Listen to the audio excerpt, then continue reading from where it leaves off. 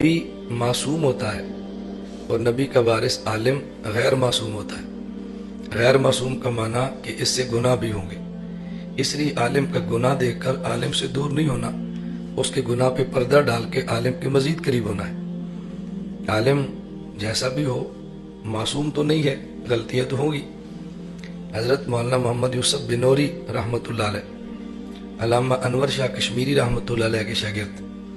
جامعۃ العلوم الاسلامیہ علامہ Banuri town کے محتمم اور شیخ الحدیث،